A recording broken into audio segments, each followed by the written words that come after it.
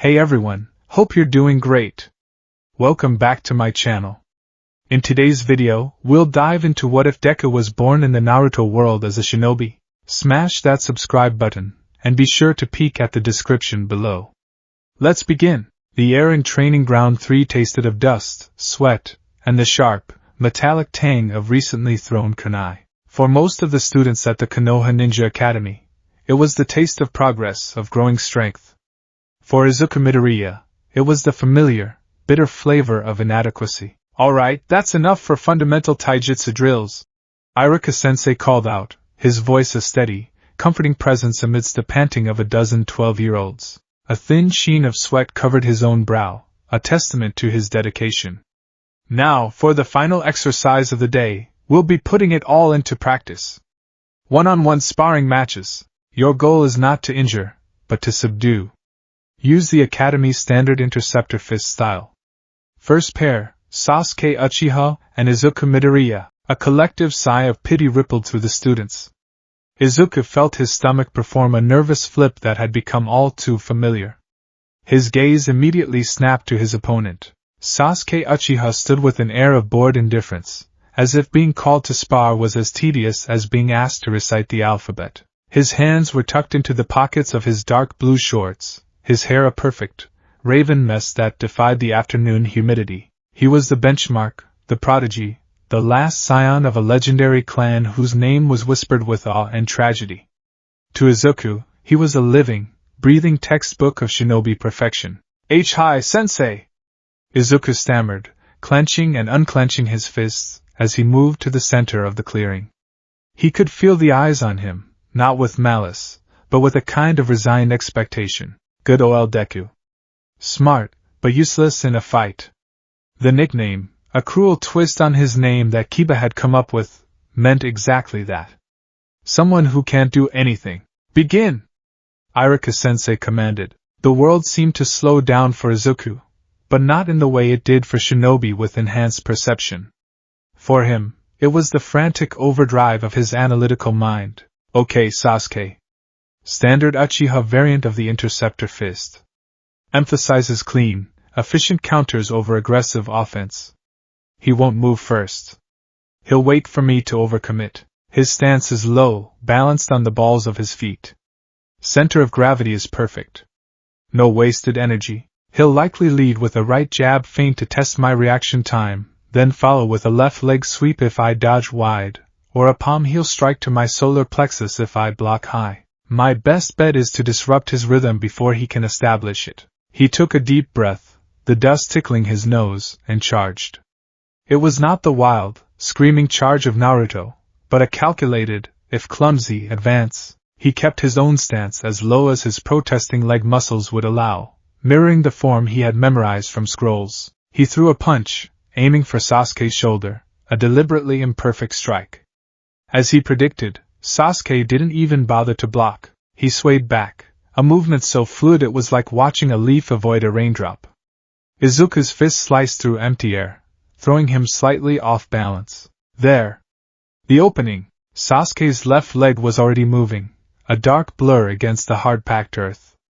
But Izuku had anticipated the sweep. Instead of trying to dodge, a feat his speed would never allow, he pushed off his back foot, trying to jump over the attack. For a heartbeat it worked. He was airborne. But physics, like genetics, was a cruel master. His jump lacked explosive power. Sasuke's ankle clipped his heel, and the world tilted violently. He flailed, pinwheeling his arms, before landing with a hard thump on his back. The wind knocked out of him in a painful gasp. A shadow fell over him. Sasuke stood there, looking down with those dark, unreadable eyes. He hadn't even broken a sweat. Is that it? Sasuke's voice was flat, devoid of emotion. It wasn't a taunt. It was a genuine, disappointed question. From the sidelines, a familiar, loud voice erupted. Get up, Deku! Don't let him win that easy, believe it! Naruto Uzumaki was bouncing on his feet, his bright orange jumpsuit a beacon of defiance. His fists were clenched in solidarity, a fierce scowl of encouragement on his whisker-marked cheeks. Izuku felt a small, warm bloom of gratitude in his chest. Naruto was loud, impulsive, and ostracized by nearly everyone, but he had never once made Izuku feel weak. He saw a comrade, and that was all that mattered. Fueled by that small spark, Izuku scrambled back to his feet, coughing as he drew in a ragged breath. His ribs ached. Not yet, he wheezed, settling back into his stance. Okay, Plan A failed. His reflexes are too good for simple feints. Plan B, create a diversion. He's prideful. He won't expect something unorthodox, something messy. This time, Izuku didn't charge. He bent down, scooped up a handful of dirt and fine gravel, and flung it directly at Sasuke's face. A flicker of surprise. It was there, for a nanosecond, in Sasuke's eyes. He raised an arm to shield his face, a purely instinctual reaction. It was the largest opening Izuku had been given all day. He lunged forward, channeling the meager chakra he could muster into his fist, aiming for Sasuke's exposed side. It was a good plan. A desperate plan. But he was fighting Sasuke Uchiha. In the fraction of a second it took for the dirt to cross the space between them, Sasuke had already processed the attack, deemed it pathetic, and formulated a counter. He didn't dodge. He moved through it, his head tilted slightly, letting the gravel fly past him. His right hand shot out, not to block Izuku's punch, but to grab his wrist. Sasuke's grip was like iron. He twisted, using Izuku's own momentum against him, and spun him around, slamming him face first into the ground. A sharp, searing pain flared in Izuku's shoulder as it was torqued at an unnatural angle. A kunai, held in Sasuke's other hand, was suddenly pressed against the back of his neck. The cold steel was a definitive, silent declaration of defeat. Match. Sasuke wins? Iruka Sensei announced, a note of gentle finality in his tone. Sasuke released him and stepped back, wiping a single speck of dust from his cheek with a dismissive flick of his finger. HN. The sound was more eloquent than 1,000 words of derision. It said, "You are not worth my time. You are not worth my effort." Izuku pushed himself up, his entire body trembling with exertion and humiliation. His shoulder throbbed, his lungs burned, and the taste of dirt was thick in his mouth. He looked at his own hand, a hand that could write pages of intricate analysis but couldn't land a single blow. It was shaking. Useless. Later, sitting under the shade of a large oak tree during their break, Izuku pulled out his most treasured possession. It was a thick, leather-bound notebook, its cover worn smooth from constant handling. In neat, precise script, the title on the front read, Shinobi Analysis for the Future, Volume 7. He flipped it open to a fresh page, ignoring the dull ache in his shoulder. With a charcoal pencil he began to sketch.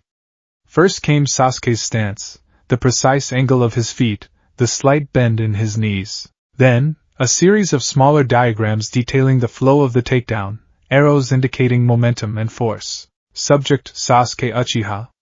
Taijutsu analysis. Strengths. Exceptional speed and reflexes, far exceeding academy standards. Fluidity of movement suggests high-level muscle memory and chakra reinforcement, even in basic motions. The Uchiha Interceptor fist style is perfectly executed. It's reactive, making it incredibly difficult to land a first strike against. No wasted energy. Every movement has a purpose. Weaknesses, pride. A momentary hesitation was observed when faced with an unorthodox tactic, dirt throw. This suggests a reliance on conventional combat scenarios. Could be exploited with more complex misdirection or genjutsu, though my genjutsu is terrible. Need to factor in the Sharingan for future analysis. How does it enhance perception? Does it predict muscle movements based on chakra flow? Or is it pure kinetic vision? His pencil flew across the page, his earlier humiliation channeling into a frantic, focused energy. This was his battlefield, this paper arena of ink and observation. Here, he could dissect strength, quantify genius, and understand the power he so desperately lacked. "What you writing about now, Deku?" Izuku jumped, nearly dropping his notebook. Naruto had plopped down beside him, cross-legged, munching on a rice ball with gusto. "And Naruto?" "Just notes," Izuku mumbled, instinctively trying to shield the page. Let me see. Naruto leaned over, his bright blue eyes scanning the intricate drawings. Whoa, is that an analysis of teams' moves? That's so cool. You even got the way he twists his ankle right before a sweep. You should draw me next. Draw me doing my super awesome Rasen, my super awesome new punch. Izuku couldn't help but smile. Naruto's energy was infectious. He was also the only person who used the name Deku with a tone of camaraderie rather than scorn. Maybe later, Naruto, he said, relaxing slightly. How was your match with Kiba? I totally won, Naruto declared, puffing out his chest. Then he deflated slightly. Well, kinda. Iruka-sensei said my technique was sloppy and I left myself open 16 times. But I was the last one standing, so that's a win. Believe it, Izuku nodded, his analytical mind kicking in again. Naruto's style, pure, unpredictable aggression. Huge stamina reserves, likely due to his secret. He takes hits that would incapacitate anyone else, and just keeps going. His true strength is his unpredictability, and his sheer force of will. Hey, Midoriya-kun! Both boys looked up. Sakura Haruno stood before them, a small, triumphant smile on her face. Her pink hair was tied back neatly, and her green eyes were bright. I saw your match, she said to Izuku, a hint of sympathy in her voice. You tried a good strategy with the dirt. It was smart. Thanks, Sakura-san, Izuku said, his cheeks warming. You were great in your match against Ino. Your chakra control during that leaf-sticking feint was perfect. You diverted just enough to make her overstep, but not so much that you lost your footing. Sakura preened at the compliment, her smile widening. Of course. It's all about precise application. Unlike some people, she shot a pointed glare at Naruto, who was now trying to balance a rice ball on his nose. Sakura was Izuku's academic rival. In written exams, in chakra control theory, in the history of the 5 great shinobi countries, they were always neck and neck. She was meticulous, intelligent, and driven. Her drive, Izuku knew, was primarily focused in one direction, Sasuke. Even now, her gaze drifted over to where the Uchiha prodigy was sitting alone, staring into the distance. Izuku's pencil started moving again, almost of its own accord. He sketched a small diagram of a foot sticking a leaf to its sole, with tiny notes on chakra output and surface tension. Subject, Sakura Haruno. Core strength. Unmatched chakra control for her age. While reserves are average, her efficiency is near perfect. This makes her a natural for genjutsu and, potentially, high-level medical ninjutsu. Her physical abilities are developing, but her true weapon is her intellect and precision. She thinks like a scholar. He looked from his notes on Sakura's precision to his notes on Sasuke's talent, to the empty space on the page he had mentally reserved for Naruto's indomitable spirit. They were all pieces of a puzzle, different kinds of strength that made a shinobi powerful. And then there was him. The one with none of the above. The dismissal bell rang, and the students began to gather their things. Izuku carefully packed his notebook away, the familiar weight of it in his bag a small comfort. As he walked toward the academy gates, he saw Naruto get shooed away from a group of parents picking up their children, their faces a mixture of fear and contempt. Izuku's heart clenched. He knew what it was like to be on the outside, to be judged for something you couldn't control. He jogged to catch up with Naruto. Want to walk part of the way? Naruto's face lit up, the hurt from a moment before vanishing behind a wide grin. Yeah! Let's go!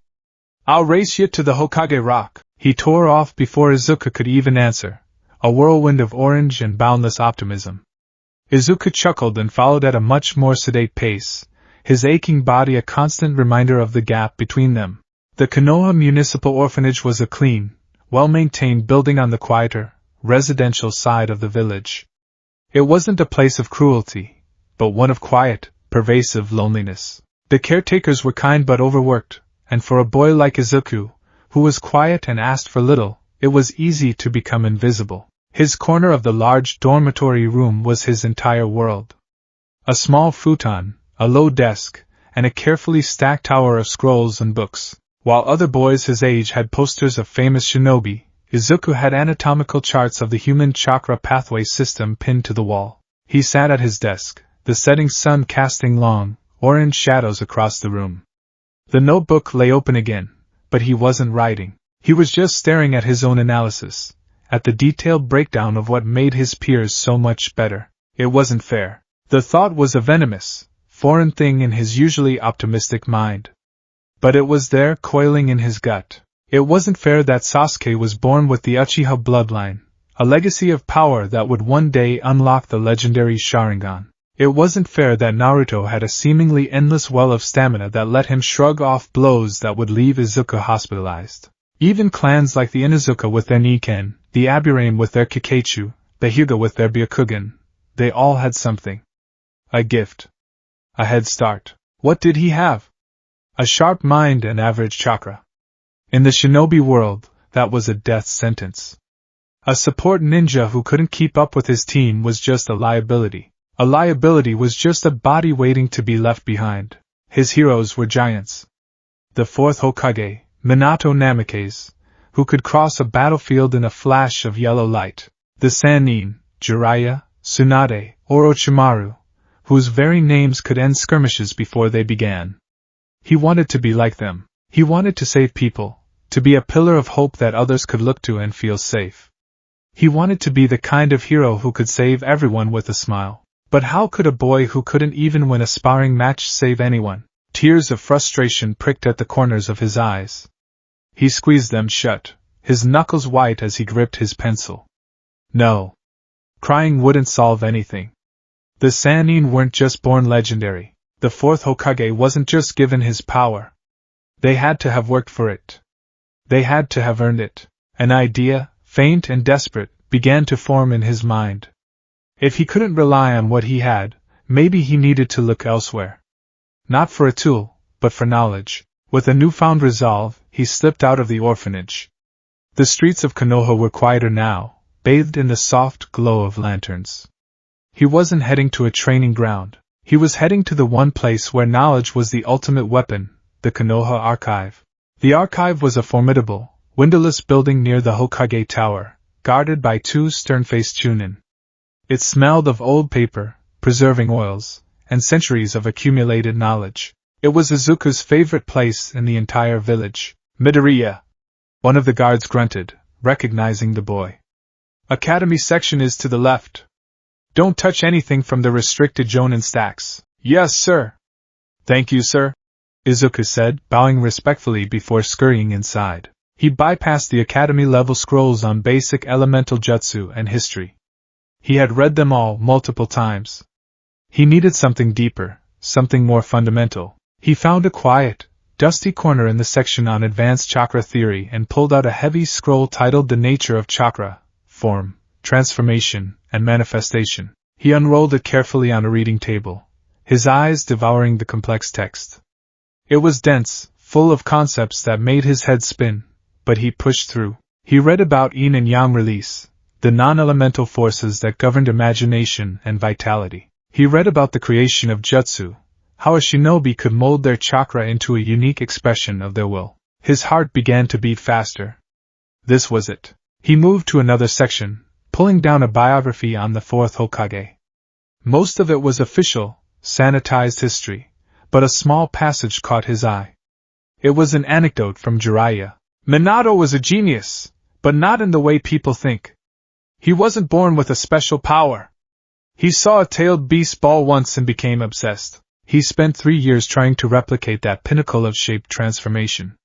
No hand signs, just pure, compressed, spinning chakra. Everyone told him it was impossible. He called his failure the Rasengan. Izuku's breath hitched. He created it.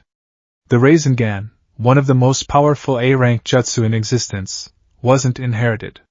It wasn't a bloodline limit. It was born from observation, theory, and sheer, unrelenting effort. Minato had looked at ultimate power and decided to build his own version from scratch. Frantically, he started searching for anything on the Sannin. He found a medical treatise that mentioned Lady Tsunade. It spoke of her legendary strength, but one line, heavily redacted, stood out. The strength of 100 seal and its ultimate expression, the creation-rebirth technique, pushes the user's cellular division to its absolute limit, granting rapid regeneration at the cost of. The rest of the line was smudged out, classified. A cost. There was always a cost for that kind of power. The pieces began to click into place in his mind, forming a terrifying, exhilarating picture. Power didn't have to be a gift. It could be a science. It could be an equation. If you couldn't be born with a powerful engine, could you build one? Even if it was dangerous? Even if it threatened to tear the chassis apart? He packed the scrolls away with trembling hands and rushed back to the orphanage, his mind a whirlwind of theories and possibilities. He didn't even notice the late-night chill or the sleeping village around him. Back in his small corner, he unrolled a fresh, blank scroll on his desk. He lit a small candle, its flame dancing and casting flickering shadows on the wall. His charcoal pencil felt heavy in his hand, like a weapon. His muttering started, low and fast, a torrent of unchecked thought. Okay, so the body's chakra coils are a distribution network, not the source. The source is the spiritual and physical energy of every cell. Shinobi learned to draw from that source, but the flow is regulated by the coil network. The tenketsu are the gates. It's an efficient system, designed for sustainability. But what if it wasn't about efficiency? What if it was about brute force? He started to draw a diagram of the human body, but not the one from the medical texts. This one was covered in lines of energy, radiating not from the center, but from every point, all at once. The Rasengan is shape and power transformation.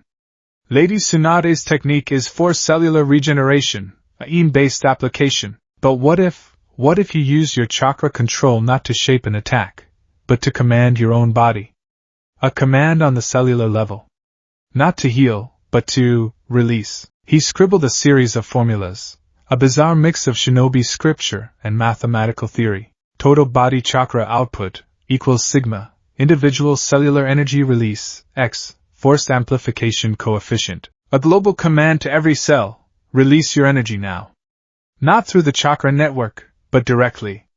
A violent, instantaneous flood of power. It would amplify the user's base chakra reserves by an order of magnitude. For a moment, for a single, explosive moment, I could be as strong as anyone. He stared at the equation. He could already see the flaw, the terrible, beautiful danger of it. The body wasn't designed for that. The chakra coils would be overwhelmed. The muscles, forced to contain a storm of raw energy they were not built for, would tear. The bones would fracture under the strain of their own enhanced movement. It was a self-destructive technique, a kenjutsu. A forbidden jutsu of his own design. A shiver, born of equal parts terror and excitement, ran down his spine. This power wouldn't be a gift from his ancestors. It would be a debt, paid with his own body. Every time he used it, it would break him. But in that moment of breaking, he could be a hero. He could protect someone. He could save them. He picked up his pencil again, and at the top of the scroll, he wrote the name. A name that signified its nature. A power built from the hope and strength of all the heroes who came before him, stockpiled into a single, devastating ideal. A power that he, the one who had nothing, would give for all of them. One for all myriad chakra amplification. He looked down at his own hand, the one that had failed him so utterly in the sparring match. It was still just a boy's hand, with ink-smudged fingers and neatly trimmed nails. But now, he saw it differently. He didn't see weakness. He saw a container. A fragile, flawed, but determined vessel for a power that could change everything. For the first time all day, Izuku Midoriya smiled. It wasn't the smile of a prodigy, or a powerhouse. It was the smile of a boy who had just found a flicker of light in an overwhelming darkness, even if that light threatened to burn him to ash. And for him, that was more than enough. The day of the genin graduation exam hung over the academy like a storm cloud, pregnant with the promise of either triumph or failure. For Izuku Midoriya, it felt less like a storm and more like a sheer, unclimbable cliff face. He sat at his desk, his back ramrod straight, listening to Iruka-sensei's final instructions. His hands resting on his knees were clammy. The final exam will be a practical test of the clone jutsu, Iruka announced, his gaze sweeping across the anxious faces of his students. To pass and receive your forehead protector, you must produce at least 3 effective clones. You will be called one by one into the examination room. A low groan rippled through the classroom. The clone jutsu. A fundamental technique, yet notoriously difficult for those with poor chakra control or low reserves. It was Naruto's worst subject. For Izuku, it was a different kind of problem. His control was fine, excellent even. His reserves, however, were a shallow well. Producing one perfect clone took a significant amount of his concentration. Producing 3 viable ones at once would push him to his absolute limit. He watched as students were called in. Sakura went in and emerged moments later, her new forehead protector gleaming on her brow, a bright, confident smile on her face. A perfect pass, undoubtedly. Shino Abirame followed, his success a quiet, foregone conclusion. Kiba and Akamaru bounded out, both yipping in celebration. Then came Sasuke. He walked in with that same air of detached royalty, and walked out less than a minute later, the metal plate of his own protector already tied neatly in place. He didn't smile. He simply took his seat, the achievement so expected that it warranted no reaction. Izuku's pencil, moving in his notebook under the desk, sketched the Uchiha symbol on Sasuke's sleeve. Efficiency. No wasted chakra, no wasted motion. He probably created 3 perfect clones with the bare minimum energy required. A stark contrast to Naruto Uzumaki. Naruto shot up, a nervous but determined grin plastered on his face. All right. Time to show 'em. Believe it. He swaggered out of the room, leaving a trail of boisterous confidence in his wake. The classroom waited. And waited. The silence stretched, becoming thick and uncomfortable. Finally, the doors slid open and Naruto trudged back in, his head hung low. There was no gleam of metal on his forehead. His usual sunny disposition was gone, replaced by a crushing, heartbreaking gloom. He slumped into his seat without a word, pointedly ignoring the pitying and scornful looks from his classmates. Izuku's heart ached for him. He knew that feeling. The sting of public failure, the weight of 100 gazes judging you for not being good enough. Izuku Midoriya! It was his turn. Swallowing the lump in his throat, Izuku stood and walked towards the examination room on legs that felt like overcooked noodles. He passed Naruto's desk and gave his friend a small, encouraging nod, though Naruto didn't look up. Inside, Iruka-sensei and Mizuki-sensei sat behind a long table. Mizuki offered a smile that felt thin and brittle, while Iruka's expression was one of stern but fair expectation. All right, Izuku, Iruka said. Show us what you've got. 3 clones. Izuku took a deep breath, trying to calm the frantic drumming in his chest. Okay. Analyze the problem. The jutsu requires splitting one's chakra evenly into multiple, identical forms. The difficulty isn't the total chakra cost, it's the simultaneous division and shaping. My reserves are low, so I can't afford any waste. Every strand of chakra must be perfectly allocated. He brought his hands together in the ram hand seal. He closed his eyes, not to focus on the power, but on the theory. He visualized his chakra not as a rushing river, but as a pool of water. He wasn't going to blast it out. He was going to carefully, meticulously, measure out 3 equal cups. Clone jutsu, he whispered, his voice tight with concentration. Puff! Puff! 2 clouds of smoke erupted beside him. When they cleared, 2 figures stood there. But they weren't clones. They were pathetic. One was pale, almost translucent, and looked as if it had just crawled out of a sickbed.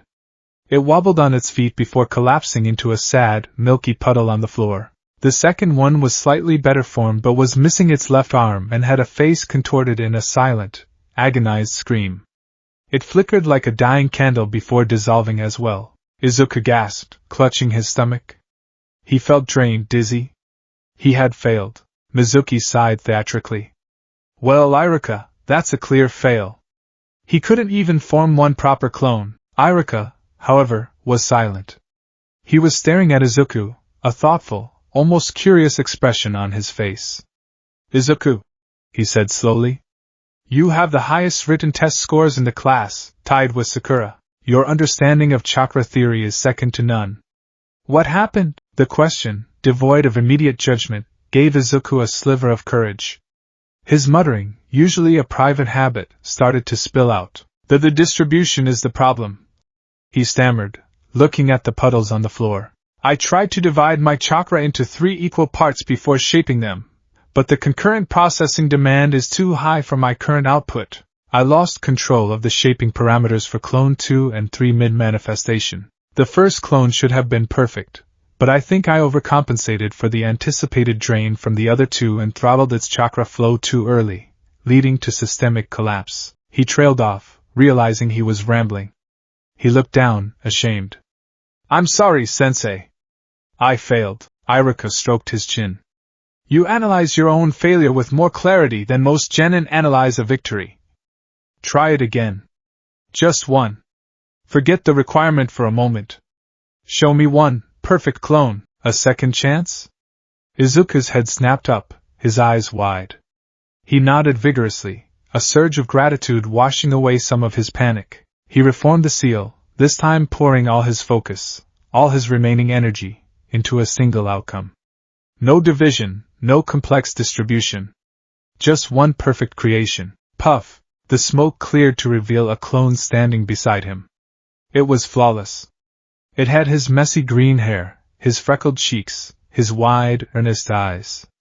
It mirrored his posture perfectly. It was, for all intents and purposes, him. Irika stood up and walked over, circling the clone. He poked it in the shoulder. It didn't waver. Impressive. A textbook perfect clone. The chakra signature is stable and dense. He then looked back at Izuku, who was now pale and swaying slightly from the exertion. Your control is Jonin level, but your reserves are barely at an academy student level. It's the most unbalanced profile I've ever seen. He walked back to the table and picked up a forehead protector. Mizuki may disagree, but ninja skills aren't just about raw power. They're also about understanding your own limits and potential. You have a mind that can grasp the very essence of ninjutsu. That is a skill in itself. He tossed the forehead protector to Izuku. You pass. Izuku fumbled the catch, the cool metal feeling impossibly heavy in his hands. He stared at it, then at Irika, tears welling up in his eyes. Thank you, Sensei. Thank you. I won't let you down. I'll work on my stamina, my reserves, I promise I'll get better. I know you will, Izuku. Irika said, a rare, warm smile gracing his features. Now go on. You're officially a genin of the Hidden Leaf. The next day, the newly minted genin gathered in the same classroom, a sea of nervous excitement, and gleaming forehead protectors. Izuku had tied his around his forehead, the metal cool against his skin. It felt like a promise. He had passed, but just barely. The real work started now. He noticed Naruto was back, wearing a forehead protector of his own, looking tired but triumphant. Izuku beamed at him. He had heard the rumors. Something about a forbidden scroll and Naruto taking down the traitor Mizuki. It sounded insane, and Izuku had already filled 3 pages of his notebook with theories about what technique Naruto could have possibly learned to accomplish such a feat. All right, settle down, Irika called, standing at the front of the room. From this day forward, you are all full-fledged shinobi of Konohagakure. But your journey is just beginning. You will now be sorted into 3-man cells, with a Jonin sensei to guide you. I will now announce the teams. A hush fell over the room. This was it. The team you were assigned could define your entire career. Izuku's heart hammered against his ribs. Please, not a pure taijutsu team.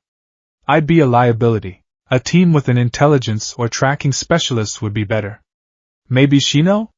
Or Sakura? A balanced team is statistically the most successful. Team 10, Ino Yamanaka, Shikamaru Nara, Choji Akimichi, the classic Ino Shikacho formation. Shikamaru let out a theatrical groan. What a drag. Team 8, Hinata Hyuga, Kiba Inuzuka, Shino Aburame, a tracking team. Kiba cheered, while Hinata blushed and Shino remained impassive. A logical, powerful combination. Izuku held his breath. His name hadn't been called yet. Neither had Naruto's, Sakura's, or Sasuke's. And Team 7. Irika paused, looking down at his clipboard with a strange expression. Will be Naruto Uzumaki. Naruto shot up. Yeah, Sakura Haruno. Sakura's head slumped onto her desk. I'm finished. Naruto's face fell. Sasuke Uchiha. The roles instantly reversed. Sakura shot up, cheering. True love conquers all. While Naruto looked like he'd just been told he had to eat nothing but plain vegetables for the rest of his life. And Iruka paused again, and the entire class leaned forward. There wasn't supposed to be an and. Izuku Midoriya. Silence. The entire class turned to stare at Izuku, their expressions ranging from confusion to outright disbelief. A four-man cell? It was unheard of. Hey! Wait a minute, Iruka-sensei! Naruto shouted, pointing an accusatory finger. Why does my team have a super talented guy like Sasuke and a super smart guy like Deku? It's totally unbalanced. You're trying to hold me back. Naruto, Sasuke had the best overall scores of all the graduates, Iruka explained patiently. And Izuku had the worst practical scores, tied with you. The teams are designed to balance strengths and weaknesses. Then why are there four of us? Sakura chimed in, her brow furrowed. That's not standard procedure. Before Iruka could answer, the classroom door slid open. The third Hokage, Hiruzen Sarutobi, stood there, his pipe in his hand, his eyes wise and ancient. The entire class straightened up instantly. Lord Hokage! Iruka said, bowing deeply. At ease, Iruka, the Hokage said, his voice calm and powerful. He stepped into the room, his gaze settling on the four genin of the newly formed Team 7. The decision for a four-man cell was mine. He took a puff from his pipe, the sweet-smelling smoke curling towards the ceiling. Team 7 is an anomaly. It contains the last loyal Uchiha, a boy of prodigious, innate talent. It contains the Jinchuriki of the nine-tailed fox, a boy of unpredictable, boundless potential. It contains a kunoichi with the most precise chakra control of her generation. And it contains a boy with the mind of a strategist but the body of a civilian. He looked directly at Izuku, and for a moment, Izuku felt as though the old man could see right through him, down to the secret scroll filled with dangerous equations hidden under his futon. Individually, you are volatile elements, the Hokage continued, his voice resonating with authority. Sasuke's ambition is a lonely one. Naruto's energy, if left unchecked, can be destructive. Sakura's focus is singular. He gave a knowing glance towards the blushing girl. And Izuku, your mind outpaces your body to a dangerous degree. Left on a standard team, each of you presents a unique risk of failure. But together, he let the word hang in the air. Together, you may just balance each other out.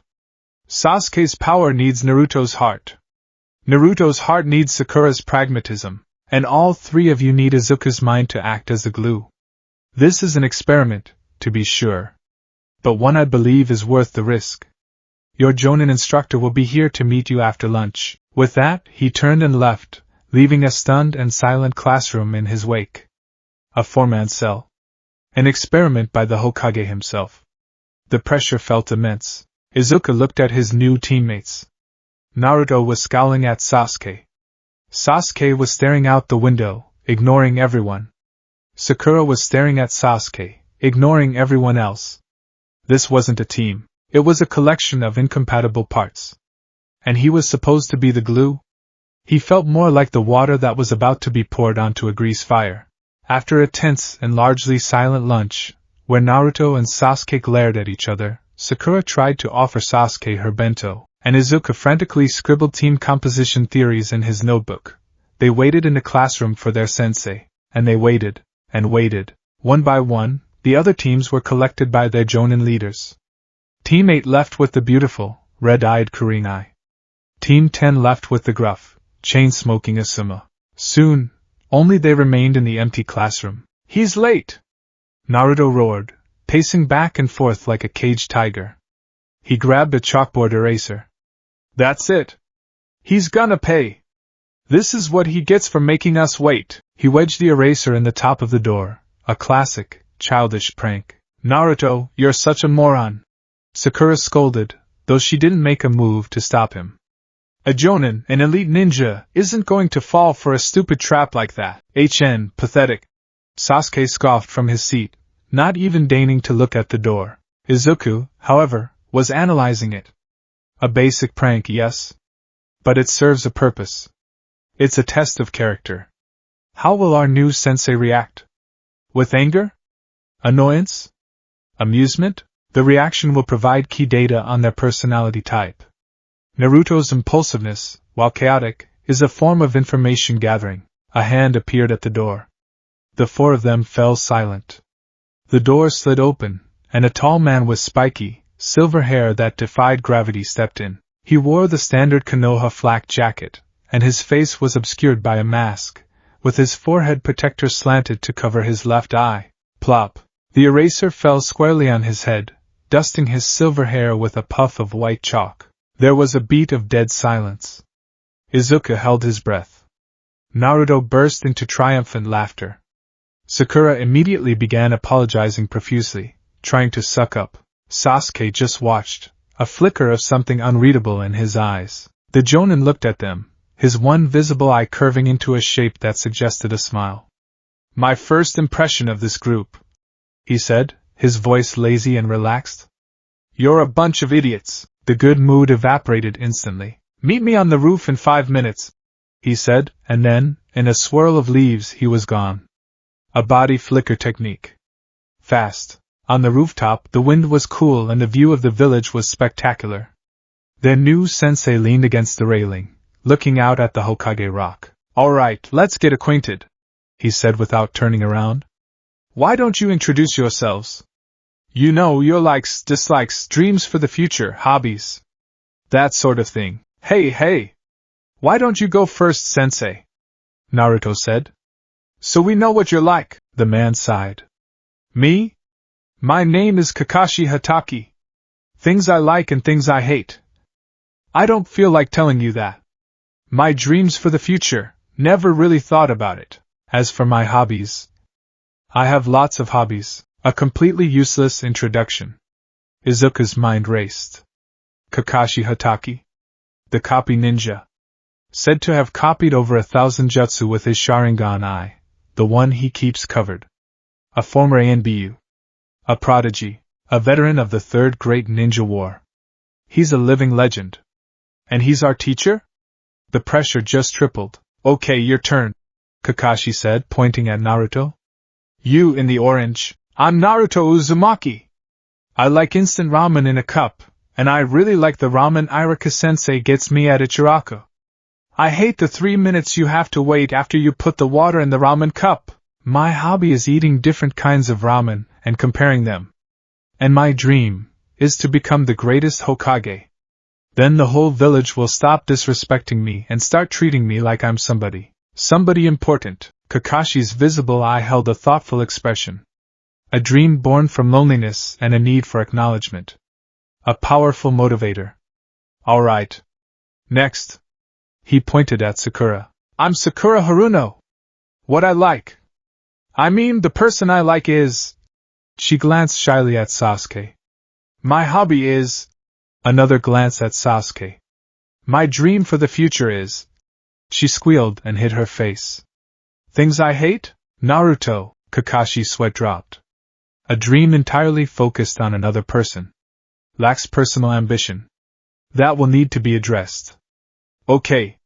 Next, my name is Sasuke Uchiha," he said, his voice cold and clipped. "I hate a lot of things, and I don't particularly like anything. What I have is not a dream, because I will make it a reality. I'm going to restore my clan, and kill a certain man." The air grew heavy and cold. The shift was palpable. Naruto and Sakura looked unnerved. Izuku felt a chill run down his spine. The sheer intensity, the killing intent leaking from that one statement, was suffocating. Vengeance. A dream built on a foundation of pure hatred. The most dangerous motivation of all. It's a fire that will consume him if it's not tempered. Kakashi's gaze on Sasuke was sharp, serious. "Good. You all have unique goals." His eye then landed on Izuku, the last one. "And you?" "The muttering one." Izuku flinched. He hadn't even realized he'd been quietly analyzing everyone's speeches. "Oh! I'm Izuku Midoriya. I like observing and analyzing jutsu, and my favorite food is katsudon. I dislike seeing people who need help and not being able to do anything about it. My hobby is, well, it's writing in my notebooks." He clutched the strap of the bag where his latest volume was kept. "And my dream is to become a hero that everyone can count on. The kind of shinobi who can save everyone, no matter what. With a smile on his face, the declaration was met with silence. It was so earnest, so idealistic, it sounded childish compared to Sasuke's dark vow or Naruto's ambition. But Kakashi didn't mock him. His eyes softened slightly. A dream born of pure altruism. A noble goal, but dangerously naive in the shinobi world. He'll either break, or he'll become something truly special. Right, Kakashi said, pushing himself off the railing. We're all different, and I like that. We have our first mission tomorrow. A survival exercise. He smiled that I smile again. Here's a hint. Of the 27 graduates this year, only 9 will become genin. The other 18 will be sent back to the academy. This test has a 66% failure rate. The blood drained from their faces. Meet me at Training Ground 7 at 5 a.m. tomorrow morning. And you might want to skip breakfast. You'll only throw it up. And with another swirl of leaves he was gone, leaving the 4 of them on the rooftop, the weight of his words crashing down upon them. A 4-man cell. An experiment, and a test with a 2 in 3 chance of sending them right back to where they started. The sun had barely begun to tint the eastern sky purple when Izuku arrived at Training Ground 7. True to his nature, he was an hour early. He used the time to survey the area, his analytical mind in overdrive. 3 wooden posts in the center. A river bordering one side. A dense forest on the other. Open clearing provides little cover, but the forest is ideal for ambushes and traps. The river can be used as an escape route or for water-based jutsu. This isn't just a field, it's a tactical playground. He pulled out his notebook and began sketching a map, marking potential ambush points, lines of sight, and escape routes. He was so engrossed that he didn't notice Sakura, and then Sasuke, arrive. Finally, hours after the designated meeting time, Kakashi appeared in another body flicker. Morning, everyone, he said cheerfully. Ready for your exam? You're late! Naruto and Sakura screamed in unison. Kakashi ignored them, placing an alarm clock on one of the posts. The clock is set for noon. Your task, he said, pulling 2 small silver bells from his pouch, is to take these bells from me before the timer runs out. Those who fail to get a bell by noon get no lunch. You'll be tied to a post and watch me eat my lunch in front of you. His eye crinkled. Since there are 4 of you and only 2 bells, at least 2 of you are guaranteed to fail. And those 2 will be sent back to the academy.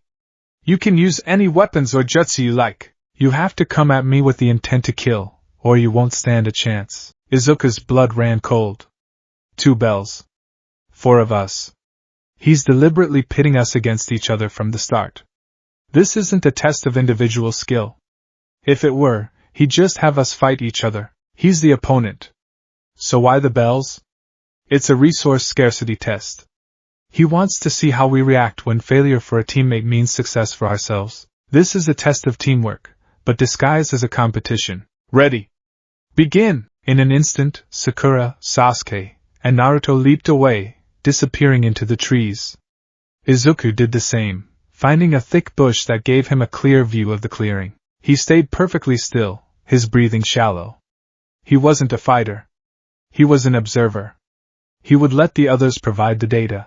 Naruto, predictably, was the first to act. He stood in the middle of the clearing, facing Kakashi head-on. All right. Just you and me, fair and square, he yelled. Kakashi sighed. You know, compared to the others, you're a little weird. Oh yeah? The only thing weird here is your haircut. Naruto charged. Izuku watched, his mind cataloging everything. Naruto's charge is linear, no feints. Kakashi isn't even in a proper combat stance. He's reading his book. As Naruto threw a punch, Kakashi vanished. In the next moment, he was behind Naruto, his hands formed into the tiger seal. Leaf Village Secret Finger Jutsu, he declared. 1,000 years of death. He jabbed his fingers squarely into Naruto's rear. Naruto shot into the air like a rocket, screaming, before landing in the river with a massive splash. Izuku scribbled furiously in his mind. Okay, so Kakashi-sensei has a unique sense of humor. But the technique was flawless. He used Naruto's momentum, reappeared in his blind spot, and incapacitated him with a non-lethal but completely humiliating move. He's demonstrating overwhelming superiority without causing real harm. Next was Sasuke. He emerged from the trees, shuriken flying from his hands. Kakashi caught them effortlessly.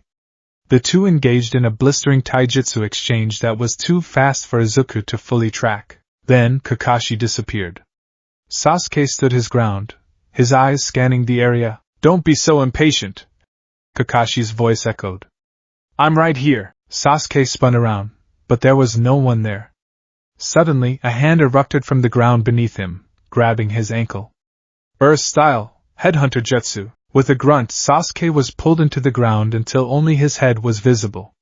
He was trapped, utterly defeated by a simple D-rank jutsu. Izuku's mind was racing.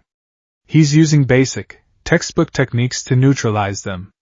He's showing them that all their prodigy talent means nothing against the shinobi who has mastered the fundamentals. He's breaking down their egos. Then came Sakura.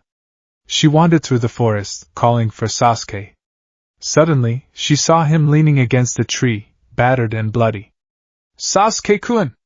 Are you okay?" she cried, running to him. The injured Sasuke looked up at her, his expression twisted. "Sakura, help me!" he groaned, before dissolving into a puff of smoke. A genjutsu. The real Kakashi appeared behind her. "Sakura! A shinobi must see through deception." Her scream echoed through the training ground as she fainted from the illusion's after-effects. Izuku remained hidden, his heart pounding. 3 down. He was the only one left who hadn't engaged. And he knew, with absolute certainty, that he couldn't face Kakashi. A direct confrontation was suicide. The Jonin was too fast, too strong, too smart. But he's not invincible, Izuku muttered to himself, his mind sorting through the data he'd collected. He relies on substitution, misdirection, and exploiting our individual weaknesses. Naruto's recklessness, Sasuke's pride, Sakura's distraction. He hasn't faced us as a unit. He can't. Because the test is designed to prevent us from becoming one. That was it. The entire test was a lie. The goal wasn't to get a bell. The goal was to realize they couldn't get a bell alone, and would have to work together. The glue. The Hokage's words came back to him. He had to be the glue. He slipped away from his hiding spot, moving silently through the undergrowth. First, he found Sakura, just as she was coming to. "Sakura-san," he whispered. She jumped. "Midoriya! Where have you been?" "Observing," he said quickly. "Listen, this is a trap. The bells. There are only 2. He's making us fight each other. But none of us can beat him alone. Not even Sasuke." Sakura looked doubtful. "But if we work together, 2 of us will still fail." "Maybe not," Izuku insisted, his words coming faster.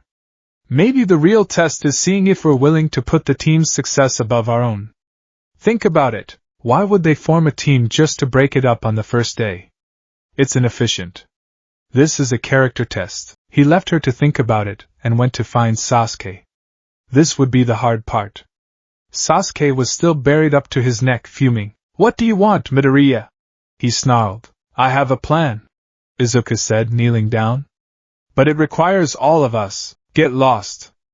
I don't need help from a weakling like you or that dope Naruto." "You're right, you don't need my help to be strong," Izuku said, his voice steady. He had to appeal to Sasuke's logic, not his emotions. "You're the most talented person in our class, but Kakashi-sensei beat you with a D-rank jutsu. He's not just strong, he's experienced. He knows how you think. But he doesn't know how we think, because we've never worked together before. A coordinated, multi-pronged attack from 4 different directions, even he would be forced onto the defensive." Sasuke was silent, his dark eyes narrowed. Izuku pressed on, remembering something Kakashi had said at the memorial stone on his way in. He'd seen the sensei there, his expression unreadable. "At the academy, they told us about the memorial stone. The names of heroes are carved on it." But Kakashi-sensei said something else. "In the shinobi world, those who break the rules are scum. You've heard that, right?" Sasuke grunted in affirmation. "But he also said this," Izuku said, his voice dropping, filled with a conviction that surprised even himself. But those who abandon their friends are worse than scum. This test is forcing us to abandon each other to succeed. If we do that, we've already failed in his eyes. We prove we're worse than scum. The only way to pass is to break the rule of every man for himself and work as a team. He looked Sasuke directly in the eye. You want to kill a certain man. You need to get stronger. Will you get stronger alone, being outsmarted by simple tricks? Or will you get stronger by learning to command a team, by learning to overwhelm an opponent who is superior to you in every individual way? True strength isn't just about what you can do, it's about what you can accomplish. For a long moment, Sasuke just stared at him. Then, a slow, grudging sigh escaped his lips. Fine. What's the plan, Deku? The use of the nickname, usually an insult, felt like a concession. It felt like a victory. Izuku quickly dug Sasuke out, found a still soaking and furious Naruto, and gathered a now convinced Sakura.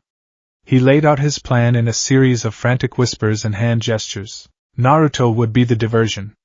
Sakura would use her sharp eyes to look for an opening while preparing to release a genjutsu. Sasuke would be the primary striker. And Izuku? He would be the coordinator, setting the trap. They executed the plan. Naruto charged forward with a dozen badly made clones, a chaotic, yelling diversion. As Kakashi effortlessly dispatched them, Sakura cast a low-level illusion, making the bells on Kakashi's hips seem to gleam brighter, a subtle visual distraction. From the trees, Sasuke unleashed a massive fire-style, great fireball jutsu. Kakashi, his attention split, was forced to use a substitution jutsu to evade, replacing himself with a log. But that's what Izuku had counted on. He had spent his time setting up ninja wire traps around the most likely substitution points. As Kakashi reappeared, his foot snagged a wire, hoisting him upside down by his ankle. For a split second, he was vulnerable. Now, Sasuke! Izuku yelled. Sasuke shot forward, his hand outstretched, fingers brushing against the bells. Brrring! The alarm clock went off. It was noon. Kakashi poofed away, the one in the trap having been a clone all along. The real one stood by the posts, holding the clock. Time's up. They had failed. The dejection was absolute. He tied Naruto to the center post as promised. You tried to eat before the others, so you get punished. The rest of you, I'll give you one more chance. After lunch, we'll try again. But no one is to feed Naruto. That's an order. He vanished, leaving 3 bento boxes on the ground. The 3 of them sat, the silence heavy. Naruto's stomach growled loud enough to scare birds from the trees. Izuku looked at his lunch. Then at Naruto. Then at Sasuke and Sakura. He remembered Kakashi's words. Those who abandon their friends are worse than scum. This was the real test. He stood up and walked over to Naruto, holding out his rice ball. Here, Izuku! Sakura hissed. Kakashi-sensei said not to. He's one of us, Izuku said simply. If we're going to be a team, we can't let one of our own starve. It doesn't matter what the rules are. Sasuke let out a HN and then, to everyone's shock, he also stood up and offered his own food to Naruto. We need him at full strength if we're going to get the bells later. It's just tactical. Sakura, seeing both of them, quickly followed suit. If you're both doing it, then I will too, you guys, Naruto mumbled, his eyes wide with disbelief and gratitude. You! An explosion of smoke and killing intent erupted from the trees. Kakashi appeared before them, his face a mask of thunderous rage. You broke the rules! You deliberately disobeyed a direct order. Do you have any last words? The 4 of them stood together, bracing for the worst. Then, Kakashi's expression softened. His visible eye curved into the biggest smile they had seen yet. You pass. They stared, dumbfounded. You pass, he repeated. In the shinobi world, yes, those who break the rules are scum. But those who abandon their friends are worse than scum. The test was designed to pit you against each other, to see if you would sacrifice your comrades for the mission. You failed to get the bells, but you passed the real test. You chose the team over the rules. He looked at each of them. Naruto, you have the will to never give up. Sakura, you have a sharp mind and loyalty to your friends. Sasuke, you possess the talent, and when pushed, the ability to see the logic in cooperation. His gaze finally rested on Izuku. And Izuku, you saw through the deception. You understood the true meaning of being a shinobi.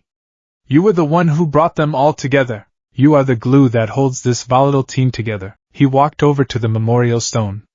Team 7 starts its first mission tomorrow. Izuku looked at his teammates.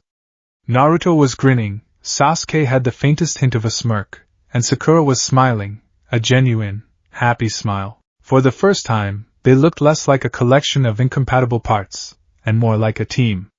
A strange, dysfunctional, four-man cell of a team. And as he stood there with them, a genin of the hidden leaf, Izuku felt a warmth in his chest that had nothing to do with chakra.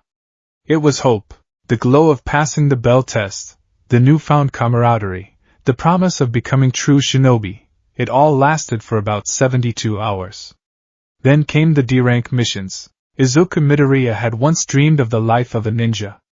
He had envisioned leaping through forests on high-stakes escort missions, defending the village from invading forces, and facing down legendary rogue ninja with a clever plan and a heart full of courage. He had not, in any of his most detailed fantasies, envisioned pulling weeds. This is torture!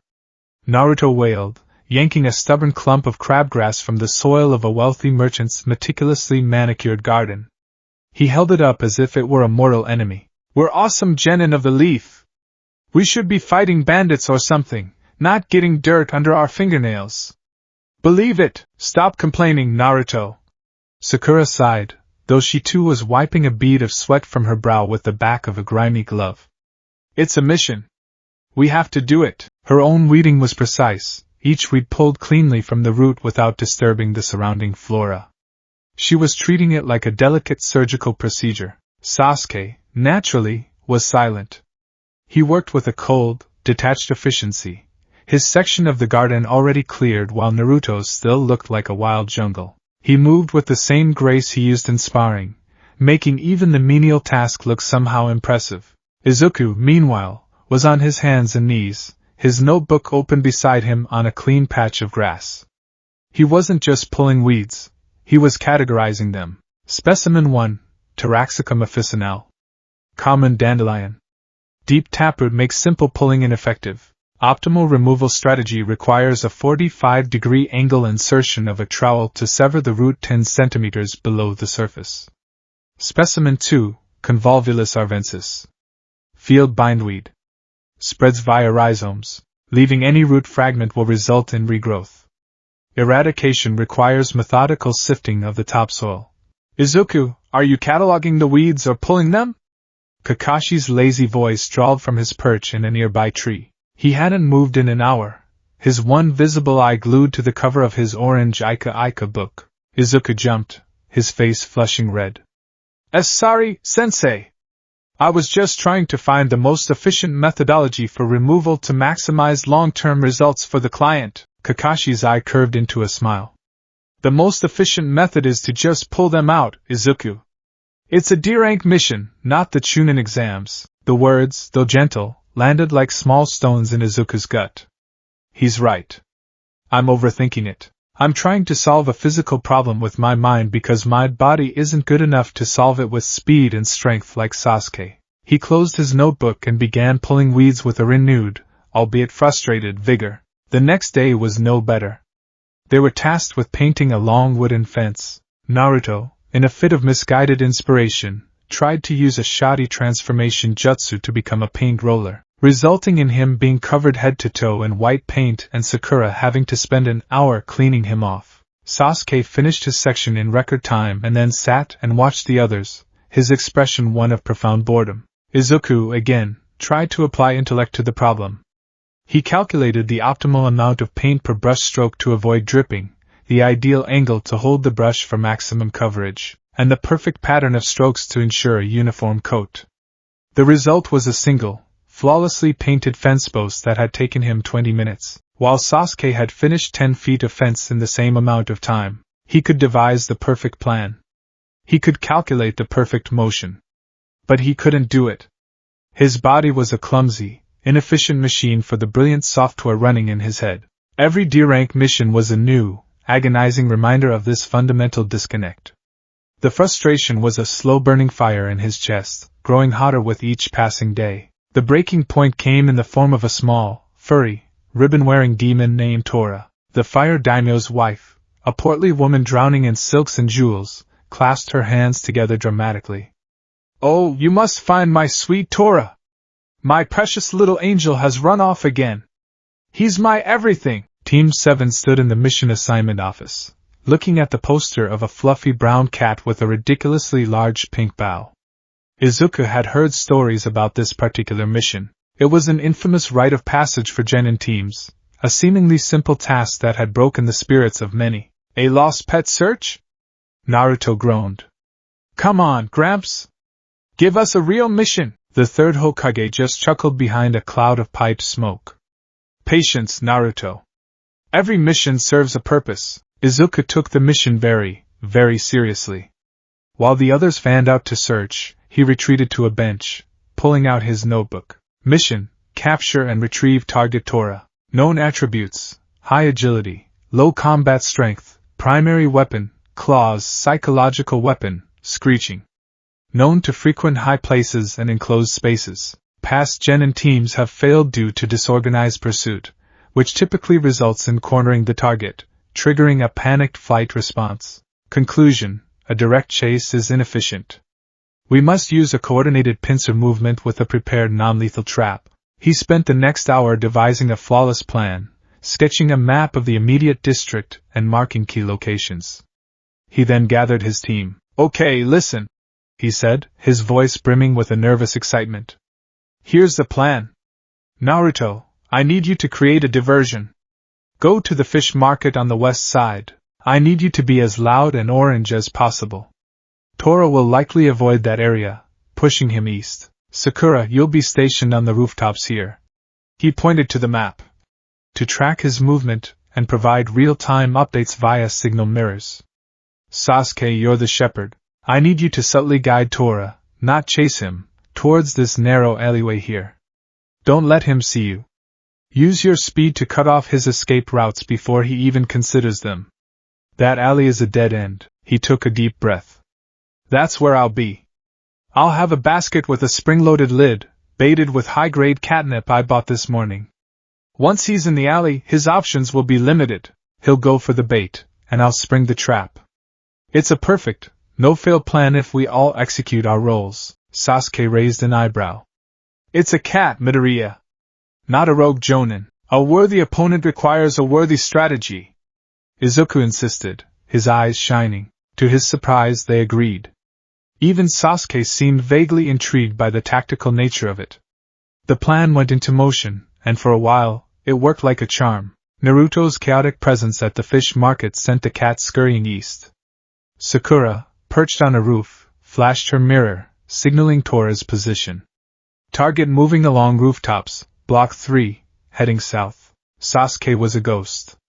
A flicker of movement in the corner of an eye, a shadow that disappeared when you looked directly at it. He expertly herded the cat, cutting off its paths to open streets, gently nudging it towards the designated alley. Izuku's heart hammered in his chest. He was crouched at the mouth of the alley, the baited basket before him. He heard the faint pitter-patter of paws on pavement. Tora appeared, looking frazzled. It saw the dead end, looked back, and then its nose twitched. It smelled the catnip. "It's working! It's working!" The cat trotted towards the basket, suspicious but tempted. It sniffed the edge, then took another step. Izuku's hand hovered over the rope that would spring the trap. Just a little closer. Suddenly, a loose stone clattered from a nearby roof. Tora's head shot up, startled. Its eyes, wide with panic, met Izuku's. The cat forgot the bait entirely. It hissed, a sound like tearing silk, and bolted, not away, but directly at him. Izuku yelped in surprise. He was supposed to be the trapper, not the obstacle. He fumbled for the rope, but his reaction was a fraction of a second too slow. Tora leaped, using Izuku's face as a springboard to launch itself onto a nearby wall and over to freedom. 4 sharp lines of fire erupted on his cheek. "Ack!" he cried out, stumbling backward and tripping over his own carefully prepared basket. He landed in a heap, his grand plan in ruins, his face stinging. A moment later, a dark blur shot past him. Sasuke landed silently, Tora held firmly by the scruff of its neck in one hand. The cat was struggling, but Sasuke's grip was absolute. "Target secured," Sasuke said, his voice flat and unimpressed. He glanced down at the scratches on Izuku's cheek. "Your plan had a flaw. You were the weak link." He wasn't being cruel. It was a simple, objective statement of fact. And it was that cold truth that hurt more than any insult, more than the stinging scratches on his face. His perfect plan, his intricate strategy, had been undone by his own physical inadequacy. His mind had built a flawless cage, but his body had been the faulty door. Later, as they handed the spitting fur ball back to its owner, Kakashi ruffled Izuku's hair. "Good plan, Izuku. Excellent theory. But there's often a gap between theory and practice. A plan is only as strong as the people executing it." That night, Izuku didn't sleep. He sat in the dark corner of the orphanage dormitory, the faint moonlight illuminating the angry red lines on his cheek. Sasuke's words echoed in his head. "You were the weak link." He was always the weak link. The glue, the strategist, the analyst, those were just polite words for the person who couldn't keep up. He was tired of it. He was tired of being the boy with the brilliant plans that someone else had to execute. He wanted to be the one who could make the final move. He pulled the scroll out from under his futon. The one titled, "One for All Myriad Chakra Amplification."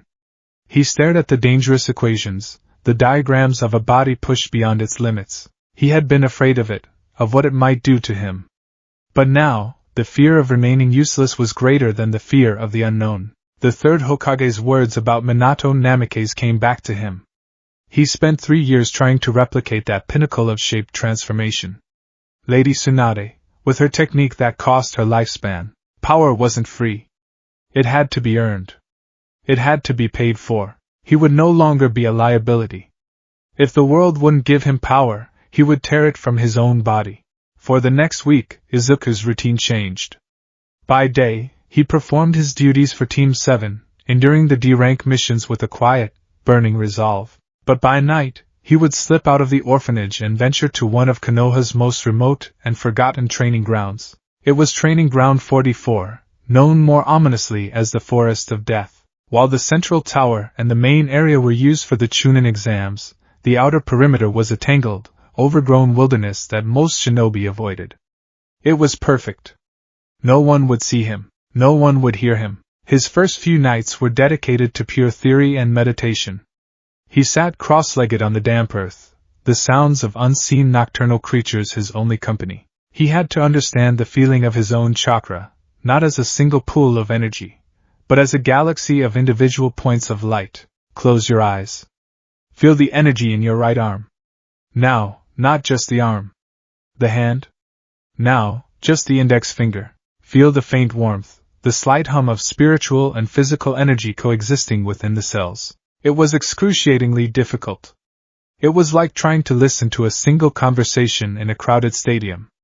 But his immense focus and analytical mind were perfectly suited to the task. Night after night he practiced, isolating smaller and smaller parts of his body, learning their unique chakra signature, learning to speak to them. After a week, he could isolate the chakra in a single fingertip.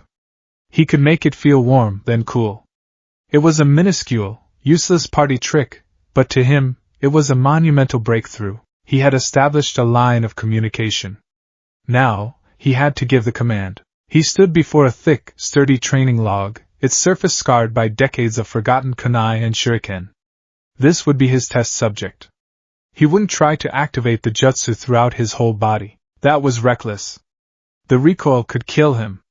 He would start small. A single point of impact. His fist. He took a deep breath, the humid night air thick in his lungs. He remembered his notes. The theory is sound. A simultaneous, forced release of cellular energy, amplified through a feedback loop of pure chakra. It's not a standard jutsu. No hand science.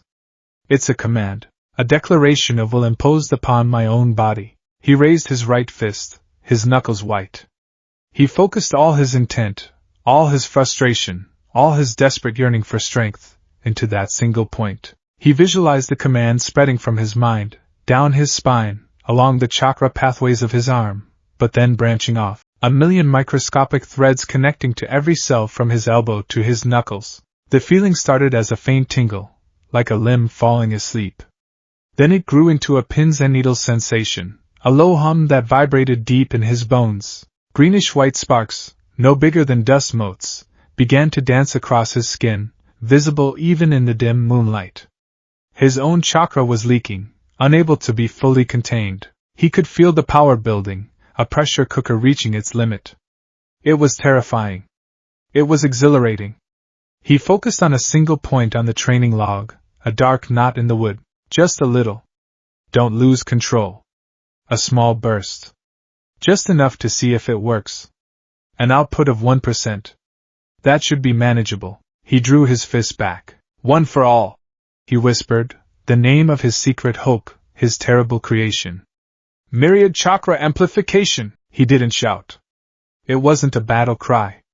It was a quiet, desperate command. And his body, for the first time, obeyed. 1% activation, he punched. The world seemed to erupt in sound and force. It wasn't the thud of a fist hitting wood. It was a sharp, explosive crack like a bolt of lightning striking a tree. The air pressure alone kicked up a cloud of dirt and leaves around him. He felt the impact jolt up his arm, but his eyes were fixed on the target. The training log hadn't splintered. It hadn't cracked. The entire section where he had struck, a piece of solid wood a foot in diameter, had simply vanished. It had been obliterated, reduced to a shower of wooden fibers and dust that now rained down around him. He stared, his mouth agape. His mind, which was so used to calculating every outcome, had not calculated this. 1%. That was the power of just 1%. A flicker of triumphant, hysterical laughter bubbled in his throat. It worked. It actually, snap. The sound was sickeningly loud in the sudden silence. It wasn't external. It came from inside his own arm. An agony unlike anything he had ever known erupted in his hand. It was a white-hot, searing pain, as if his bones had been dipped in lava. He screamed, a raw, ragged sound that was swallowed by the dark forest. He stumbled back, clutching his right arm to his chest, his breath coming in shuddering, painful sobs. He forced his watering eyes to look down at his hand. It was a nightmare. His hand was barely recognizable. The skin was a mottled, grotesque canvas of deep purple and angry red, swollen to nearly twice its normal size. His index and middle fingers were bent at horrifying, unnatural angles, clearly and utterly broken. The recoil, the backlash of his own power, had been channeled back into the weakest point of the structure, his own small bones. The force that had annihilated the log had done the same to him. He collapsed to his knees, cradling his ruined hand, a wave of nausea and cold sweat washing over him. The triumph he had felt moments before was gone, replaced by a profound and chilling terror. This power, he thought, his mind reeling from the pain. It's a double-edged sword. No, it's not a sword. It's a bomb. And I'm holding the detonator. He had wanted power. He had created it. But he had not truly understood the price. This wasn't just a powerful jutsu that required a lot of chakra. This was a technique of self-destruction, a technique that would break him every single time he used it. He looked from his mangled, throbbing hand to the space where the training log used to be. The evidence of its terrifying effectiveness was undeniable. He had the power now. He could be a hero who could save people. But what good was a hero who destroyed himself in the process? Tears streamed down his face, silent tracks of pain, fear, and a dawning, terrible realization. He had set out to create a jutsu worthy of a hero. Instead, he had created something else entirely, a kenjutsu. A forbidden technique. One that could one day put his name on the same list as the reanimation jutsu or the 8 inner gates. A path of power paved with his own broken bones. He gritted his teeth against a fresh wave of agony, forcing himself to his feet. He had to get back. He had to hide this. He couldn't let anyone know. This terrible, wonderful power was his secret, his burden to bear alone. As he staggered through the darkness of the forest, one arm hanging useless and shattered at his side, the weight of that burden felt heavier than any mountain. The next 2 weeks were a masterclass in deception for Izuku Midoriya. His right arm, a throbbing, swollen monument to his secret recklessness, was bound tightly in a makeshift splint and sling he had crafted himself from spare cloth and sturdy branches. He told his team it was a training accident. A training accident? Sakura had asked, her brow furrowed with concern as she examined the crude splinting work. What were you doing? Trying to punch a tree? Something like that, Izuku mumbled, avoiding her gaze. I miscalculated the force distribution for a chakra-enhanced strike. The recoil was more than I expected. It's just a bad sprain. The lie tasted like ash in his mouth. A bad sprain didn't account for the deep, ugly purple that crept up past his wrist, or the way he winced if someone so much as brushed against him. Sakura, with her budding medical knowledge, looked skeptical but didn't press him. Naruto just slapped him sympathetically on his good shoulder. Don't worry, Deku. I break stuff all the time. You'll be back to writing in that creepy notebook in no time. Sasuke had just given him a single, dismissive glance. The silent judgment was clear. Only the weak injure themselves in training. Kakashi, however, was harder to read. His single visible eye had lingered on Izuku's bandaged arm for a long, unnerving moment. He didn't question the story, but Izuku felt a prickle of anxiety under his gaze, a feeling that his sensei saw far more than he let on. The injury forced a frustrating period of inactivity. He couldn't perform hand signs with his right hand, rendering most ninjutsu impossible. Taijutsu was out of the question. Even the D-rank missions became a challenge. He pulled weeds one-handed, his movements slow and clumsy. He learned to paint fences with his left hand, the results sloppy and uneven. He was, more than ever, a liability.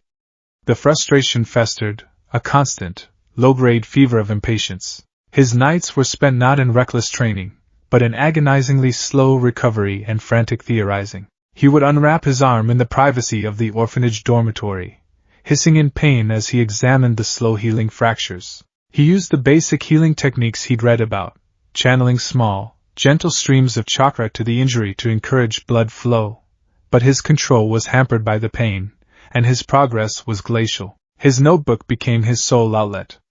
He filled page after page with a new, urgent line of inquiry. Problem: recoil from One for All is catastrophically damaging to the user's body. A single, low-percentage activation resulted in 2 compound fractures and severe tissue damage. A 100% activation would be unsurvivable. Hypothesis 1. The body is an inadequate container. The technique requires physical reinforcement beyond what is normal.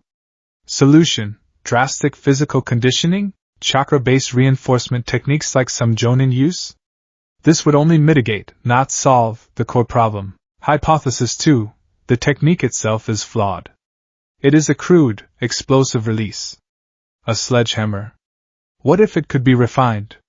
A scalpel instead of a bomb? Could the energy be channeled and circulated instead of released in a single burst? A state of constant, low-level amplification? This would require a level of chakra control I don't yet possess, and could be just as dangerous if maintained for too long. It would be like running a constant fever in every cell of my body. The pain in his arm was a constant, throbbing reminder of his new reality. Power had a price, and he had paid the first installment. It was during a routine mission report at the Hokage Tower that things finally changed. Naruto, predictably, was complaining. No more! No more chasing that stupid cat! No more babysitting toddlers! I'm a ninja! I want a real mission! Something exciting and dangerous! Naruto declared, flailing his arms for emphasis. Irika, who was helping sort mission scrolls, sighed. Naruto, you're still a fresh genin. You need to build your experience with D-rank missions first. No way! I'm not a little kid who pulls pranks anymore. I'm a ninja now, and I want a ninja mission. He punctuated his statement by crossing his arms and puffing out his cheeks. Izuku watched the exchange, a familiar mix of exasperation and fondness swelling in his chest. Naruto's boundless energy was a force of nature. The third Hokage took a long, thoughtful puff from his pipe. He looked at Team 7. He saw Naruto's desperate yearning for acknowledgement. He saw Sasuke's simmering impatience. He saw Sakura's desire to prove herself. And he saw Izuku, standing quietly, his arm in a sling, his eyes full of a sharp, analytical intelligence that seemed older than his years. Very well, the Hokage said, a twinkle in his eye. If you insist. I have a C-rank mission for you. Naruto's jaw dropped. For real, Gramps, your task will be to escort a client to his home, the Hokage said, his voice taking on a more serious tone. You will be his bodyguards. Who is it? A princess? A feudal lord? Naruto asked, his eyes sparkling with visions of grandeur. Don't be so impatient. You can bring him in now. The door to the office slid open and a man stumbled in, a bottle of cheap sake clutched in his hand. He was old, with a weathered face, a towel wrapped around his head, and a thick gray beard. He reeked of alcohol. He took a swig from the bottle and looked Team 7 over with bloodshot eyes. What's this? A bunch of snot-nosed kids? He pointed a shaky finger at Naruto. And you, the short one with the stupid face, are you even a ninja? Naruto, who was only fractionally shorter than Sasuke, bristled. Ha! Who's the short one with the stupid face? He looked between Sasuke and Izuku, who were both taller than him. He growled in frustration. I am Tazuna, a master bridge builder. The man slurred, ignoring Naruto's outburst. I am building a great bridge that will change the future of my homeland. I expect you to provide me with super protection until I get back and complete the bridge. A C-rank mission. An escort mission. It was real. It was what they had been waiting for. Izuku felt a thrill of nervous energy, a feeling that eclipsed the dull ache in his arm. He quickly pulled out his notebook with his good hand and began a new entry. Mission rank, C. Client, Tazuna, Master Bridge Builder. Objective, bodyguard duty and escort to the Land of Waves. C rank implies minimal risk, likely encounters with bandits or petty thieves, no hostile shinobi expected. Still, the Land of Waves is a small, non-shinobi nation. Why would a bridge builder need ninja bodyguards? There's a piece of information missing. His analytical mind was already picking at the seams of the mission, searching for the hidden truth. But his excitement overshadowed his suspicion. This was his chance. A chance to prove he wasn't a liability, even injured. A chance to be part of a real mission, to see the world outside the village gates for the first time. The journey began the next morning. The air outside the massive gates of Konoha felt different, fresher, wilder. The path stretched out before them, a dusty brown ribbon winding through lush green forests. For Izuku, who had spent his entire life within the village walls, it was breathtaking. He walked with his notebook in hand, sketching the different types of trees, noting the patterns of bird calls, his mind absorbing every new piece of data. Naruto was practically bouncing off the trees with excitement, while Sasuke maintained his cool, aloof demeanor. Sakura was nervously chattering about the potential dangers, and Kakashi was, as always, reading his book. Tazuna, sober but surly, grumbled about the pace. Are you sure you're a jonin? You seem more interested in that smutty book than in protecting me. Don't worry, Kakashi said without looking up. I'm keeping an eye out. There are no shinobi pursuing us. Izuku's head snapped up. No shinobi pursuing us? That's a very specific turn of phrase. Why would he assume we'd be pursued by shinobi on a C-rank mission? He glanced at Tazuna. The old bridge builder flinched, a barely perceptible flicker of fear in his eyes, before quickly looking away. He's hiding something, Izuku thought, his suspicion hardening into certainty.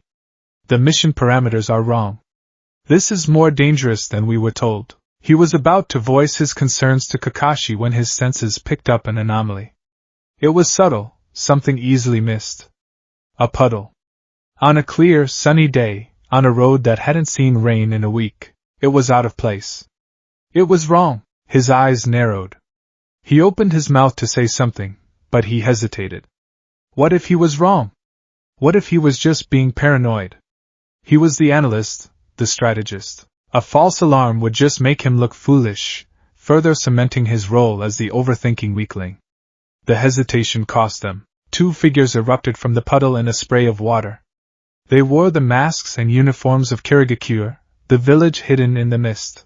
Chains tipped with sharp claws shot from the gauntlets on their arms, wrapping around Kakashi in an instant. First, one hissed. Second, the other snarled.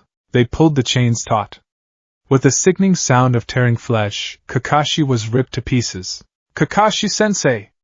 Naruto screamed, his voice raw with horror. Sakura froze, her face a mask of pure terror. Sasuke's eyes were wide, a flicker of something, shock? Fear, crossing his features for the first time. Izuku's world tilted. His mind, usually a well-oiled machine of logic and analysis, screeched to a halt. Blood roared in his ears. Kakashi dead? Just like that? In a single, brutal moment? This wasn't a sparring match. This wasn't a D-rank mission. This was real. The metallic tang of blood was in the air. The killing intent radiating from the two Mist-nin was a physical force, cold and suffocating. This was the shinobi world he had only read about. A world where a life could be extinguished in the blink of an eye. He felt a profound, paralyzing cold spread through his limbs. His carefully constructed theories, his notebooks full of plans, they were useless in the face of this sudden, visceral reality. He was going to die. They were all going to die. The two Chunin, known as the Demon Brothers, ignored the terrified genin and charged towards their real target, Tazuna. But before they could reach him, a blur of motion intercepted them. Sasuke, recovering from his initial shock, sprang into action. A shuriken flew from his hand, pinning their chain to a tree. He landed between them and the bridge builder, a kunai held ready in his hand. Don't just stand there, dobe! He yelled at Naruto. The insult seemed to shake Naruto from his stupor. But it was Izuku who moved first, his body acting on pure, desperate instinct. He wasn't thinking about strategy. He wasn't thinking about the odds. He was thinking about the first, most fundamental rule he had set for himself: save people. He shoved Tazuna to the ground, shielding the old man with his own body. It was a reckless, foolish move. He was injured, useless in a fight. But it was all he could do. The demon brother sneered. One down, two to go. One of them rushed Sasuke, while the other turned on Naruto and the now shielded Tazuna. Just as the Mist-nin's clawed gauntlet was about to descend on them, a figure appeared in a swirl of leaves. It was Kakashi. Unharmed. Not a scratch on him. He held the two Chunin effortlessly, one under each arm, their heads locked in a firm grip. Naruto, Sasuke, good job. You too, Sakura, you were alert, he said, his voice as lazy as ever. Then his gaze fell on Izuku, who was still protectively crouched over Tazuna, his one good arm held out defensively. And you, Izuku. You protected the client. A hero's first instinct. Izuku stared, his mind struggling to catch up. A substitution jutsu. Kakashi had used a substitution jutsu. The body they had seen torn apart was a log. It had all been a test of their reactions in a real combat situation. Relief washed over him, so potent it made him feel weak. But it was quickly followed by a hot wave of shame. He had frozen. For a critical, life-or-death second, he had been paralyzed by fear. Sasuke had moved, Naruto had been ready to move. But he, the strategist, had simply locked up. His heroic instinct had kicked in a moment too late, a desperate scramble after the initial failure. Kakashi turned his attention to Naruto, who was standing there, trembling. He looked down at his hand, where a cut from one of the enemy's poison-tipped claws was bleeding. He hadn't even noticed he'd been scratched in the chaos. Naruto, sorry I didn't help you right away, Kakashi said, a rare note of sincerity in his voice. I didn't think you'd freeze up like that. But you can't let fear stop you. We need to get the poison out of that wound now. The events that followed were a blur to Izuku. Kakashi efficiently dispatched and tied up the demon brothers. He interrogated them, confirming they were after Tazuna. The bridge builder, sweating and pale, finally confessed the truth. The Land of Waves was a poor nation, its economy crippled by a shipping magnate and crime lord named Gato. The bridge Tazuna was building was a symbol of hope for the people, a way to break Gato's stranglehold on their economy by connecting them to the mainland. Gato had hired ninja to kill Tazuna, but the Land of Waves was too poor to afford anything higher than a C-rank mission. So Tazuna had lied, hoping Konoha's protection would be enough. The mission was now, by definition, at least B rank, possibly A rank if more powerful shinobi were involved. They were out of their depth. We should return to the village, Kakashi said, his tone serious. This is beyond the scope of the mission. We need to report this and get a new team assignment. Your first real fight is no time to be taking on ninja hired by a man with a nation's worth of resources. He looked at his students, gauging their reactions. Sakura looked relieved. Sasuke looked annoyed, his chance for a real fight snatched away. Izuku was conflicted, his mind warring between the logical choice to retreat and the shame of his earlier failure. But it was Naruto who made the decision. After a moment of panicked hesitation about the poison, he had done something incredibly reckless and incredibly brave. He had stabbed his own hand with a kunai, letting the poisoned blood flow out, and made a vow on the pain. A vow to never run away, to never be afraid again. Now he stood firm, his bleeding hand clenched into a fist. We keep going, he said, his voice ringing with conviction. I made a promise on this pain. We're going to protect Tazuna and finish this mission. Believe it, it was a foolish, emotional decision. But as Izuku looked at Naruto's determined face, he felt a spark ignite within his own chest. This was what it meant to be a hero, not just to have a plan, but to have the will to see it through, even when the odds were stacked against you. Kakashi sighed, a small, proud smile hidden behind his mask. The mission continues. The rest of the journey to the land of waves was tense. Every rustle of leaves, every shadow, seemed to hold a potential threat. Izuku's mind was a whirlwind of activity. He was no longer just observing the scenery. He was analyzing it for ambush points, for tactical advantages and disadvantages. His earlier paralysis had sharpened his senses, fear honing his analytical mind into a razor's edge. They arrived in the land of waves to find a town shrouded in fog and despair. The people were gaunt, their eyes empty.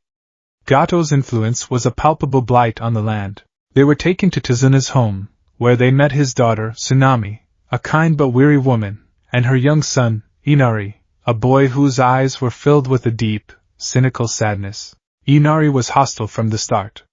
They're all going to die, he said at dinner, his small voice filled with a chilling certainty. Gato's men will kill them. There's no such thing as a hero.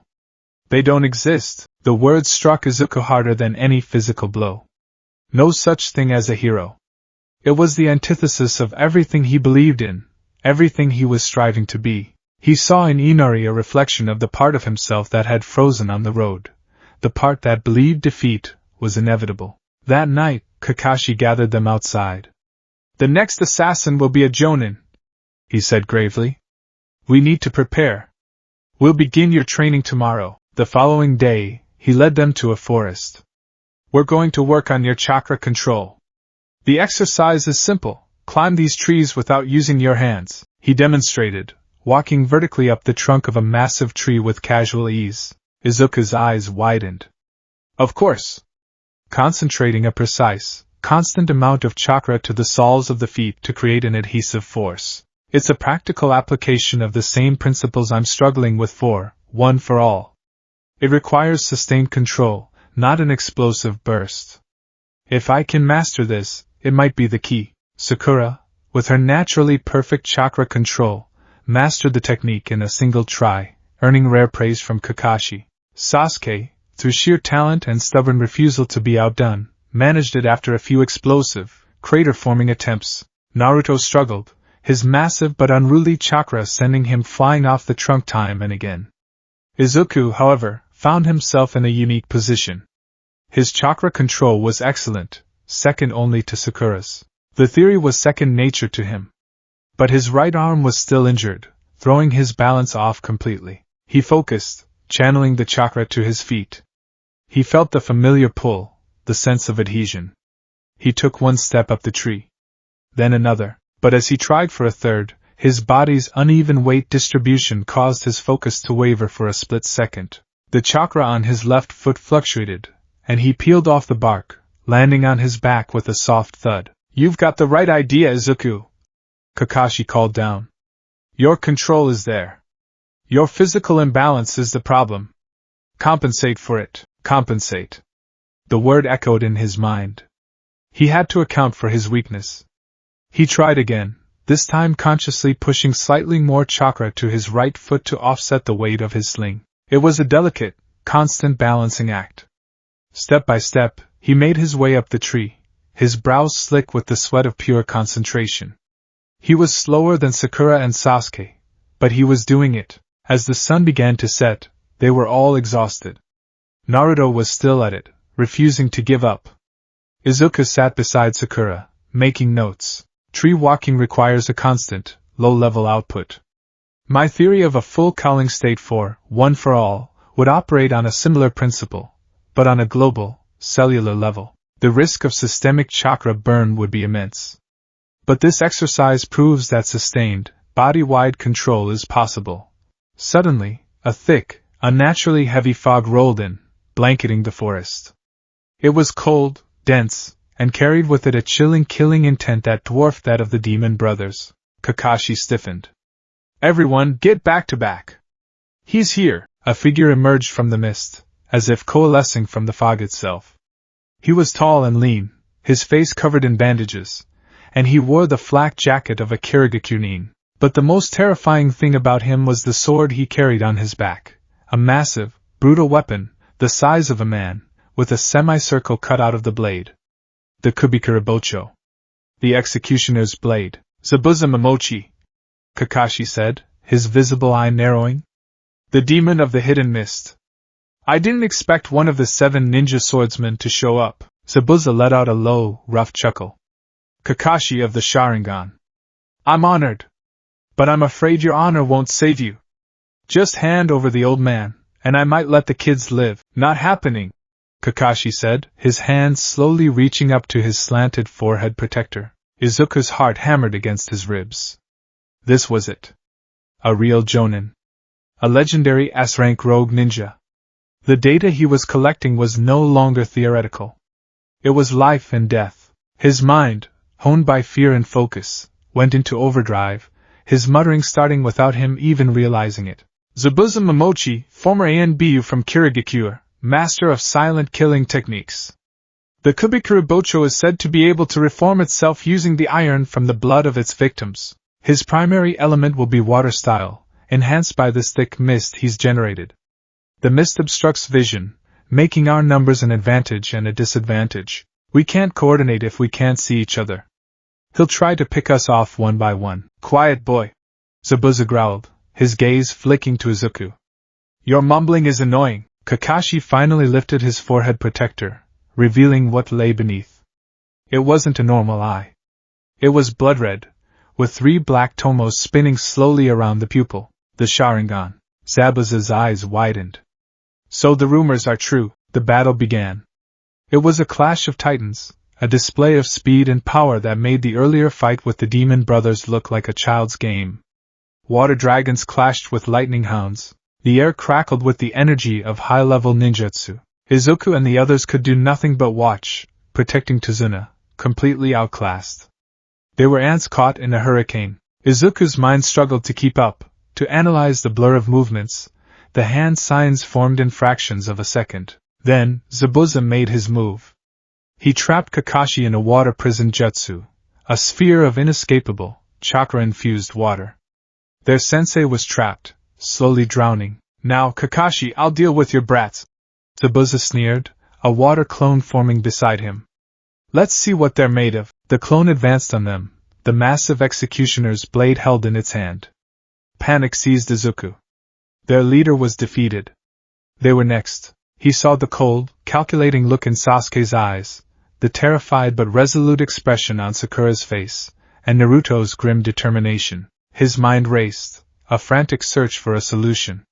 We can't break the water prison directly. Zabuza's main body is too strong.